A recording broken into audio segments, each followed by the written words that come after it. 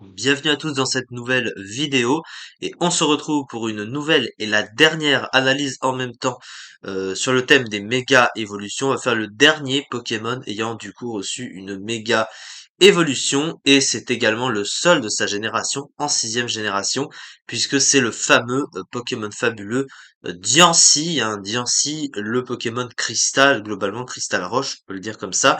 Et on peut aussi argumenter en disant que c'est une des plus belles méga évolutions apportées dans le jeu. En tout cas, en termes de design, c'est vraiment une de mes préférées. J'aime beaucoup le design de Mega Diancie. Mais comme d'habitude, on va parler du Pokémon de base et ensuite on va s'intéresser à la méga évolution. Alors d'abord, Diancie, qu'est-ce que c'est? On va commencer par le type. Il a un double type Roche-Fée. Alors, Roche-Fée, défensivement, c'est un type qui est sympathique sans être exceptionnel parce qu'il a quand même des faiblesses qui sont gênantes, notamment une double au type acier. Et le type acier, on sait qu'il est, même si c'est pas un excellent type offensif, il peut parfois être dangereux, surtout qu'il résiste défensivement aussi aux deux stabs offensifs du type de Diancie, du coup, Roche et Fée. Donc ça peut rester un type qui est parfois assez gênant. À côté, il a trois faiblesses plante, sol et eau, qui sont des faiblesses du type roche, donc il n'y a pas vraiment trop de différence à ce niveau-là, si ce n'est que le type Fée va quand même annuler la faiblesse au type combat du type roche, apporter l'immunité dragon, de résistance insectes et ténèbres cumulées aux résistances feu, vol et normal. Bon, la résistance normale, on s'en fout un peu, mais globalement, ça lui fait des résistances qui sont utiles. Offensivement, c'est plutôt un type correct ici, main roche fait, ça va plutôt bien ensemble offensivement. Alors, je ne suis pas sur le bon truc, excusez-moi. Donc vous voyez qu'il n'est pas beaucoup résisté, puis il est super efficace sur presque 500 Pokémon dans le jeu, donc globalement, puis il n'est pas beaucoup résisté. C'est plutôt pas mal, surtout qu'il a des attaques de coverage à côté, donc ça passe à ce niveau-là.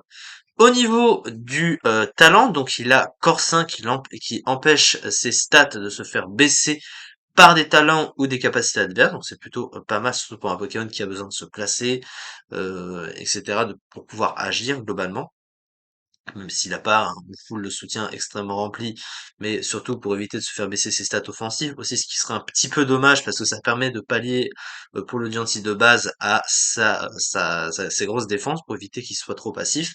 Du coup, voilà. Alors au niveau des stats, c'est assez spécial parce que pour le coup, la méga évolution de Diancie, c'est vraiment une mine d'or pour lui parce que de base, il a des défauts qu'il perd en méga évoluant et c'est pour ça que c'est très pratique d'avoir Mega Diancie plutôt que Diancie de base. Alors déjà, c'est un Pokémon qui a 150 dans les défenses, donc c'est un trait de très grosse défense, mais un peu à l'instar de Bastiodon, qui malgré ses grosses défenses a quand même une base PV faible, ce qui fait que ça reste pas incroyable. C'est également le cas de Diancie.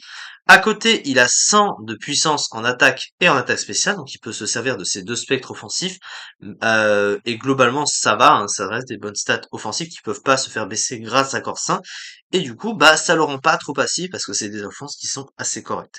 Par contre, il pêche beaucoup en termes de vitesse puisqu'il a que 50 de vitesse et ça c'est quand même plutôt mauvais. Ensuite, du coup, la méga évolution de Diancie, eh ben, elle va justement faire ce qu'il fallait faire pour que Diancie soit meilleur. Déjà le type, bon, il change pas, mais le talent, lui, par contre, il change et il est bien meilleur puisqu'il s'agit de Magic Boons ou miroir magique qui va tout simplement renvoyer tout ce que l'adversaire vous envoie, hein. C'est-à-dire que les Entry Hazard, s'il vous les envoie avec miroir magique, il se les renvoie à lui-même, ainsi que pour tout ce qui est provoque, feu follet, cage éclair, des attaques de statues comme ça, il se les envoie à lui-même s'il vous attaque et que vous avez votre Mega Diancie avec donc miroir magique. Ensuite, les stats, elles s'inversent entre la défense et l'offensive, ce qui fait que même s'il perd en défense, bah ça reste correct, hein, 110 de défense, bon il garde quand même les 50 de base PV, mais ça reste des défenses correctes, mais surtout il est beaucoup moins passif parce qu'il passe à 160 dans les offenses, et il peut très bien se servir autant de son attaque que de son attaque spéciale, et avec des offenses de 160, c'est quand même excellent, c'est supérieur à pas mal de Pokémon légendaires par exemple. Et en plus de ça, il gagne en vitesse, il passe de 50 à 110 de vitesse. Et pour un Pokémon qui de base était très lent, il gagne beaucoup en vitesse. Donc il profite vraiment au vu des stats de la méga évolution, tant au niveau des talents qu'au niveau des statistiques. Au niveau du move pool, ensuite derrière, eh bien, il a déjà un move pool offensif qui est bon, hein, il a pas mal de trucs utiles.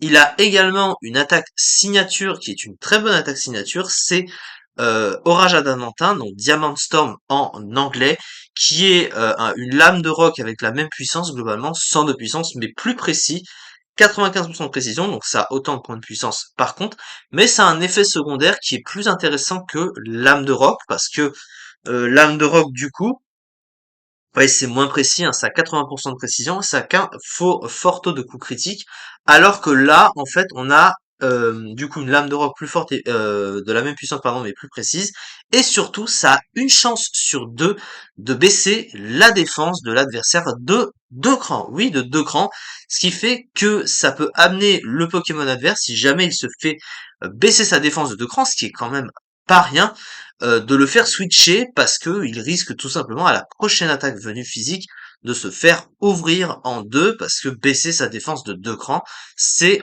quand même assez vénère. C'est comme si qu'il avait par exemple utilisé 2 fois close combat et qu'il avait baissé sa défense de 2 crans. Donc derrière, sur le physique, il sera plus facile à tuer. À côté, il a une panoplie de moves offensifs spéciales, comme il tape aussi fort sur le physique et sur le spécial, et même très fort en méga évoluant, bah, il peut se servir aussi de ses attaques spéciales, hein. Il a notamment Moon Blast, hein, du coup, donc ça c'est plutôt très très fort. Par contre, il a aussi Rayon Gemme, du coup. Il a aussi Telluriforce, du coup, qui est super efficace sur les types acier. Il peut même se setup avec Plénitude, donc c'est plutôt pas mal. Mais il a quand même un move de soutien qui est relativement limité. Alors il a les pièges de roc, il a les écrans, mais il n'a pas grand chose de plus d'intéressant et il n'a pas vraiment beaucoup plus de placement. Il n'a pas non plus de bon move de soin, ce qui est regrettable quand même pour un Pokémon qui pourrait être joué défensif un peu aussi. Mais du coup, voilà. Globalement, il a quand même de bonnes options. Il reste prévisible car il n'a pas énormément d'options non plus. Mais globalement, c'est un Pokémon, enfin c'est vraiment une méga évolution qui rend Diancie, enfin qui rend le Pokémon de base beaucoup plus fort. Et le résultat est sans appel. Alors du coup, de base, Diancie, il était 27e du Rarely Use, donc il était dans un tiers assez bas. Pas extrêmement bas, mais un peu bas quand même. Mais du coup, grâce à la méga évolution, il passe Overused. Alors même s'il n'est pas extrêmement joué non plus en Overused, hein, 54e, à peine 3% du tiers, ça reste quand même un petit peu bas, et plus bas que d'autres méga évolutions aussi, mais vous voyez que quand même il en a bien profité. Donc voilà, alors, la fiche stratégique donc de Diancie, c'est vrai que voilà, quelquefois on peut passer là-dessus, sauf que quelquefois c'est pas mis à jour. Alors Diancie possède un excellent bulk de 150 en défense et 150 en défense spéciale, lui permettant de tenir la plupart des Pokémon du tiers. Ce Pokémon peut être utilisé dans différents archétypes, que ce soit de la bulk qui offend, de la balance ou encore de la fat. Grâce à ses statistiques défensives, il devient sur des Pokémon omniprésents dans le tiers, comme Megatorte en coupe Rivan, donc ça c'est l'ancien méta du coup puisque maintenant les méga évolutions n'existent plus. Il possède également un double type lui permettant de poser les pièges de roc contre de nombreux Pokémon pouvant les retirer, comme Megatortank ou Votutrice. Enfin, Diancie a un pool varié, plénitude, piège de roc, là de soin, orage adamanta, lui permettant d'être joué de différentes façons, mais il n'a pas de bon de soin à côté, par exemple. Diancie est totalement bloqué par les types AC comme Archeodon, Crégistyle, Métalos ou Fortress, pouvant placer et retirer les pièges de roc, puisque on a maintenant Rapid Spin Fortress. Il possède également une très mauvaise statistique de PV et de vitesse. Il ne possède également aucune attaque de soin affaiblissant son staying power. Ça veut dire que bah, les dégâts résiduels, avec le temps, bah, il peut difficilement rester sur le terrain pour récupérer des points de vie. Et ça, pour un Pokémon qui peut être joué défensif, du coup, c'est assez moyen. Méga Diancie maintenant. Des excellents statistiques offensives, un large move pool, un talent utile miroir magique qui l'immunise contre les attaques de statut, pardon, et renvoie les entry hazard vers l'adversaire, bénéficie beaucoup de la nouvelle mécanique des méga évolutions, lui permettant d'avoir la vitesse de la méga évolution dès le tour où il méga évolue, une statistique de PV médiocre, un double type mauvais défensivement, très vulnérable aux attaques d'un type courant, acier a parfois du mal à toucher certains de ces mêmes types acier. Du coup, voilà pour cette vidéo. Du coup, ce qui fait qu'on clôture la série sur les méga évolutions, qui m'aura pris pratiquement un mois, donc finalement c'est plutôt pas mal, même si quelques jours il n'y avait pas de vidéo. Voilà, en tout cas, on aura vraiment pris notre temps pour ça, donc ça aurait pris une bonne période. Et il reste encore, je rappelle, la tier list sur les méga évolutions. Je vais prendre mon temps de la faire celle-ci, comparée à d'autres où que j'ai pu un peu plus bâcler. Mais bon, globalement, voilà, c'est ça pour cette vidéo. Merci beaucoup de l'avoir suivi. Et on se dit à très vite pour faire cette fameuse tier list et ensuite on démarrera une nouvelle série d'analyses sur les Pokémon de la 8e génération comme c'est prévu. Merci beaucoup donc de m'avoir suivi et à très vite pour la suite.